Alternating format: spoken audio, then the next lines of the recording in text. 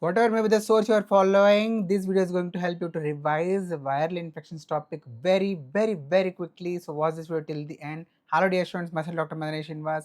Welcome back to my channel. So let us begin the topic discussion without any further delay. Yes, the topic which is very important is herpes group of viruses and their skin manifestation. So these are the DNA viruses which are going to lie latent in the sensory ganglion, and after the primary infection they are very notorious to produce the periodic reactivation, producing recurrent manifestations in the patients.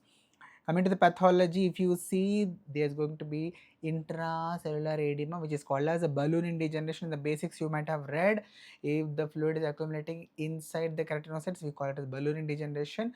And if the edema is present in between the cells, or we can call it as intercellular edema, there is a name for that. Please put the name in the comment section if you remember that. It starts with alphabet S. Okay, and you can also see reticular degeneration of the keratinocytes, right? Diagnostic test, the Tzanck smear is the common test which you are going to use, where we are going to see the acantholytic cells. Also we are going to see multinucleated germ cells, which are very specific for viral infections. And remember, Tzanck smear cannot differentiate between the herpes and also varicella zoster viruses, so that is important to remember. Coming to the HSV type 1 and 2, what are the manifestations of these two? So 1 is going to cause infection and manifestations above the belt, so orolabial herpes. Patients are going to have the fever blisters or cold sores associated with the prodrome of fever. There is going to be grouped vesicles which are present near the lip margins. Initial episodes are going to be severe and painful, and it's going to be latent in the cervical dorsal root ganglion, and also HSV encephalitis is also possible severe complication associated with orolabial herpes. Acyclovir is going to be the treatment. Coming to HSV2, it is going to be the most common STD causing the infection below the belt in the genital area, so genital herpes. And remember, the most close differential for the recurrent lesions is a fixed drug eruption. But then how to differentiate between these two? Over the genital also FD can occur, but the genital lesions or in the fixed drug eruption are going to leave behind very bad pigmentation, which is absent in the case of the genital herpes. That is a very important differentiating point.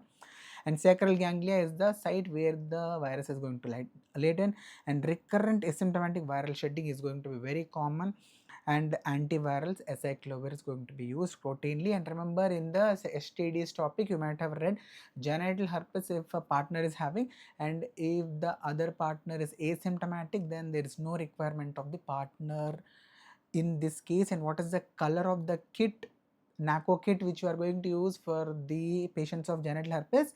It is red colored kit. Do you remember what is the number of that red colored kit? If you remember that, put it in the comment section below. Right. Next, you need to know about this eczema herpeticum, which is also called as Kaposi varicelliform eruption, which is basically the disseminated HSV1 infection, which is very commonly seen in the individuals who have a problem with their skin barrier. Like for example, it could be atopic dermatitis commonly. Also, patients of Day's disease and also pemphigus foliaceus are going to have this disseminated form of the HSV1 infection, producing obviously the hemorrhagic crusting and also the punched out erosions all over the body. Coming to VZV, which is the varicella zoster virus, HHV3 human herpes virus number 3. Initially, it's going to produce as varicella or chicken pox, which is a primary infection which is going to manifest as dewdrop on rose petal appearance over the body, which is going to be mainly distributed over the trunk. We call it a centripetal distribution. So what is the spread of these infections? The spread is what is called as centrifugal spread, and the lesions are going to be described as polymorphic or also pleomorphic, because we are going to see different stages over the patient's body at a single time, and infectious 2 days before the rash until all the lesions crust. So we should advise others to be away from the person who is having this varicella. And maximum fetal risk is going to be in the 13 to 20 weeks of gestation in case of a pregnant woman. Coming to the shingles, which is also called as herpes zoster, here it's a reactivation of the latent varicella zoster virus, which is becoming reactivated either in the old age or due to the immunosuppression. Like for example, in the case of HIV patients, in the COVID time also we have seen many individuals developing this reactivation of the VZV. Vesicles are distributed in a unilateral dermatomal fashion, which are going to be in a grouped fashion or the erythematous base, and the important symptom is they are going to have pain, which is very important symptom. And most common dermatome affected is the thoracic dermatome, and it is associated with a sign which is called as Hutchinson sign. Remember, if the patients who are having herpes zoster over the face, if the nose is having the lesion, it indicates that the nasociliary nerve is involved, and it is also going to tell you that the patient's cornea or eyesight may be at risk. So we should be very cautious to treat these patients. Post-herpetic neuralgia is the most disabling and irritating complication which patients can develop. And remember, if the patients are acyclovir resistant, the treatment which we can give is foscarnet. It is not valsiclovir, it is foscarnet, which is the drug of choice for acyclovir resistant patients. Next is HPV, human papilloma viral infection. It is a DNA virus. It's going to commonly produce the common warts, which are also called as verruca vulgaris. And basically, histological hallmark of the HPV is the development of this coilocytes, which are nothing but the squamous cells with pycnotic nucleus and a perinuclear halo or vacuolization. And there are so many strains of HPV. You might have read this in your gynec also. So some of them which are important to remember are HPV 1 and 2 are associated with the plantar warts, and in fact the deep plantar warts with HPV 1, which is also called as myrmecia, and the superficial plantar warts, which are also called as mosaic warts, with associated with HPV subtype 2. Verruca vulgaris, which is a common word, commonly is associated with the HPV number 4, also 2 and 27. Verruca plana, also called as flat warts, associated with HPV 3 and 10, and HPV 6 and 11 and 16 and 18. These numbers are also very important. 16 and 18 are associated with high risk possibility of development of malignancies in the genitalia because of the E6 and E7 gene products that are going to inactivate the P53 tumor suppressor gene. Coming to the most common strain in the case of the genitalia, which is going to produce condyloma acuminatum, is HPV 6 and 11. Remember, this is going to present as cauliflower like sessile growths over the genital area. Treatment part, podophyllin is antimitotic agent. It is going to produce a metaphase arrest, and remember, it is contraindicated in pregnancy because of its teratogenicity. Imiquimod available as 5% cream. It is patient applied agent used in the genital warts. It is going to cause the activation, or it is a toll-like receptor 7 agonist, because of which the immunity is going to become active of the patients and is going to destroy the warts. But these two agents cannot be used in the pregnancy. That's why if a person is pregnant, cryotherapy is the treatment of choice, or we can also use trichloroacetic acid TCA as the treatment protocol. Liquid nitrogen, what is the temperature of the liquid nitrogen in the cryotherapy? If you remember the value, put it in the comment section. Next, coming to the pox viruses. So molluscum contagiosum pox virus, MCV, which is going to present as the dome shaped umbilicated papules which are pearly white in color, is very classical description of the molluscum contagiosum, and it is common on the face in the children, and in the adults it's going to be present on the genitalia, so it's considered as a sexually transmitted disease. Coming to the pathology, if you do a biopsy, usually it's a clinical diagnosis, but if you do a biopsy, we are going to see the eosinophilic intracytoplasmic inclusion bodies, which are called as HP bodies or Henderson-Patterson bodies, molluscum bodies, right? Very classical finding. Coming to the viral exanthems, in this we are going to have few of the important ones, which are, yes, this is erythema infectiosum, which is produced by the parvovirus B19. It's going to cause the slapped cheek appearance, red colored cheeks in the babies, right?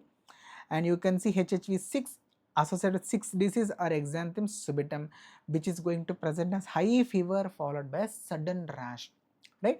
And here only I will try to ask you one more question. HHV number 7 is associated with which papillosquamous disorder? If you know the answer, put it in the comment section below, right? Next is hand, foot, mouth. This is associated with Coxsackie A virus, and the strains are A6 and A16, and also EV enterovirus number 71. Enterovirus number 71. Here we are going to see target-like lesions on the palms and the soles with oral mucosal ulcers, and lesions also present on the buttocks, and also we can see papillovesicular lesions in these patients, hand, foot, mouth disease. Some other HHV which you need to remember are HHV number 4, Epstein-Barr virus, which is associated with oral hairy leukoplakia, which is going to present as a white membrane which is present on the lateral aspect of the tongue, presenting as corrugated plaque on the lateral aspect of the tongue, usually seen in the immunosuppressed individuals. How can you differentiate oral hairy leukoplakia from the candidiasis? Candidiasis, if you try to scrape, it is going to be scraped off, but in the oral hairy leukoplakia, it cannot be scraped off. And what is the treatment which you are going to use in these patients? It is going to be the highly active antiretroviral therapy, which will take care of the immunosuppression, and again this condition is going to get reversed. HHV8 associated with Kaposi sarcoma, very important. Clinical manifestation is asked so many times in the NEET examination. Basically, it's a vascular tumor which is going to manifest as purple or violaceous plaques present most commonly over the extremities, but they can also be seen in the mucosa. That's a very important point, and usually seen in immunosuppressed HIV patients, right? So few answers which I have asked in the video itself.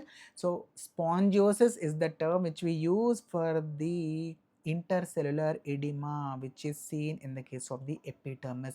One more thing, what is the kit number? It is kit number 5, which is a red colored kit used in herpes genital infection, consisting of acyclovir tablet 400 mg TAD for a period of 7 days, right? Another question which I asked was, yes, pityriasis rosea is the associated papilloscomus disorder with HHV number 7, which is going to present with Christmas tree pattern. And you can remember it is associated with HHV 7, very important association. Collarette scale is going to be there, Herald patch is going to be there, mother patch, right? So it is also discussed, and rest of the other some of the topics which are discussed, the links are there in the description, so you can check them out. And if you have liked this video, please do hit that like button so that I will get motivated to make more of these videos on a regular basis. Thank you so much, and put your doubts in the comments if you are having any, and do subscribe to the channel for more such videos on a regular basis. Thank you so much. Happy learning. Bye bye.